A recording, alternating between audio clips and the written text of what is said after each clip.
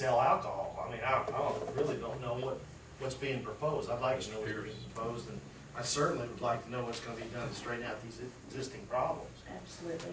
This is Mr. Hiram Pierce. Hello, Mr. Pierce. Ladies and gentlemen, I guess I'm here to answer any questions you might have. Since I wasn't privy to the conversation that the board has already had with some of the folks that are complaining, I'd like to hear from you as to what that is and then address them. Several things that have been brought up is, in the last ownership, the crowd spilled out into the parking lot.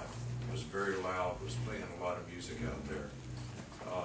It was marketed to a lot of motorcycles, and there was, of course, they're loud. There was an awful lot of noise.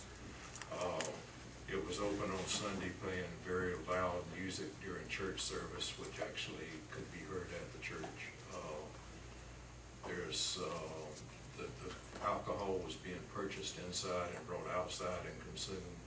So these were some of the, and of course people were leaving in groups and actually blocking off the road to leave. So these were some of the concerns that the citizens had brought up. You may want to address those. Well, our intention, of course, is to have primarily keep it what it is a bar and a grill, and it is primarily a bar. We have upgraded all of the kitchen equipment to stainless steel commercial standards as per the new regulations, and my wife and I will be running the restaurant, and our intention is to run it primarily as a restaurant except for Saturday night. Saturday night we intend to have live bands and live music, and that is certainly going to attract folks to listen to that. I'm not going to tell you it's not going to have some bikers there, because a lot of bikers do frequent it. They are, for the most part, they're not members of the Outlaws or the Hell's Kitchen, Hell's Angels, or any of those folks. You know, they're primarily folks about my age or just a little younger that like to ride motorcycles, belong to motorcycle clubs and that sort of thing. A motorcycle is loud. Several motorcycles are going to be louder than one. There's no question about that.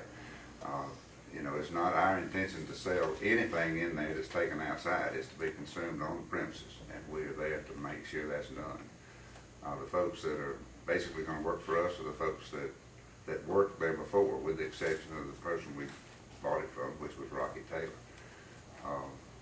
You know, we're looking at it as a business. We're not looking at it as anything else. So we're not going up there and drink and party and all that sort of stuff ourselves. We're primarily in it to try to make money with it. One more thing, maybe the hours of operation. Hours of operation, you know, would be, we plan to open it up on Wednesday and have a wing night on Wednesday night, and then primarily push the restaurant on Friday night, and then probably open around 12 o'clock on Saturday until closing time. What is closing time? What do you consider 1 o'clock. I think 1 o'clock. 1 o'clock is when pouring ends. Last call. It's my understanding of it. Whatever. Do you plan on opening on Sunday? At the present time, we're not planning on opening on Sunday, but we've we've looked into that. But if we do, it would be 1 to 7,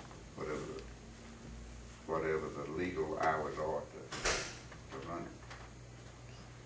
A comment was made that you were not requesting hard liquor. We're not. We're not. Beer and wine. Beer and wine only. No, we're staying away from that.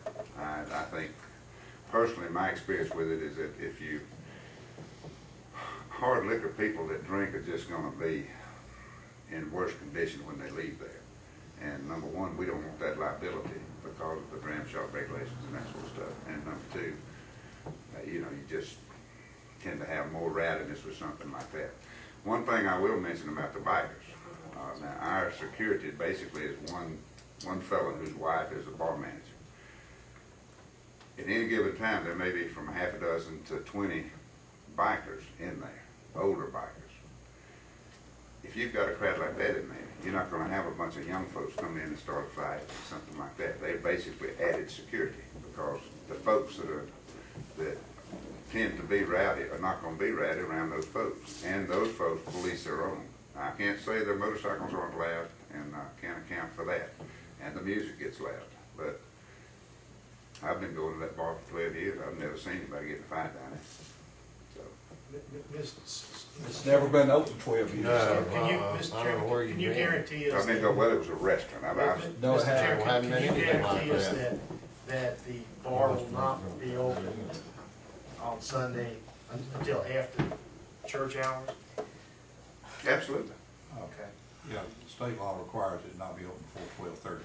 It can't open before 12:30, and our intention, if we open on Sundays, over 1 o'clock. Yeah, if it were open on Sunday, it would, the only church interference would be evening church on Sunday. Mr. Chairman, may I ask a question, listen to the county attorney.